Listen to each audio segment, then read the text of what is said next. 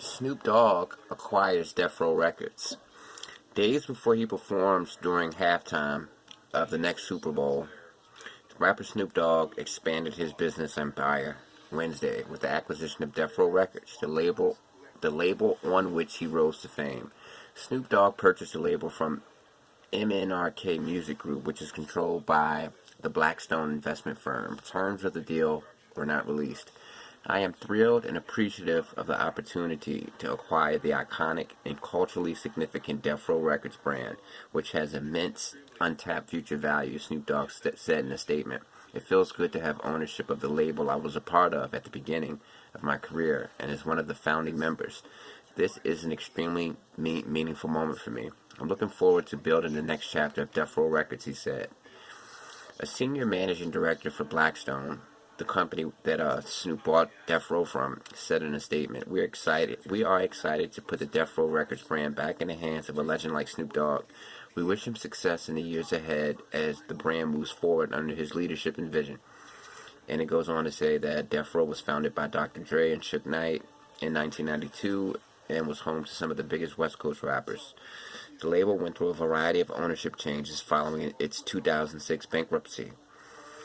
The Blackstone Group acquired the label in April 2021. And I think this is great because, as we all know, Snoop Dogg has actually been wearing a Death Row chain for the last couple of years. He's been doing a lot of media about Death Row. And if you don't know, Death Row, because he claims that they weren't paying him properly, and he went to No Limit, and he credits Master P of No Limit for actually changing his life and making him rich. He says that once he went to No Limit, he was introduced to real money for the first time, and he was treated like a star, and he was, making legitimate cash, and he felt like he was being paid his worth. And after that, once he went to No Limit, his career just blew and got bigger and bigger over the years. And I think this is great. I think this is further evidence of younger people being in control of these companies. I think 20 years ago, Snoop Dogg wouldn't have been able to buy Death Row simply because he wasn't connected or didn't have the resources or access. But now that these, people in high places, people who are a part of these investment firms like Blackstone, which own Death Row, these people are younger and younger. These executives are younger and younger. These executives are in their 40s and 50s, so they grew up listening to rap, and they are familiar with rappers. It's not like the previous generation that had no idea who rappers were. So I think this is evidence of that, changing generations, and I think it's a wonderful thing. They said that, Snoop Dogg said that he's looking forward to the future, and he's looking forward to putting Death Row in the place that it's supposed to be in. So I feel like he's going to do something with Death Row.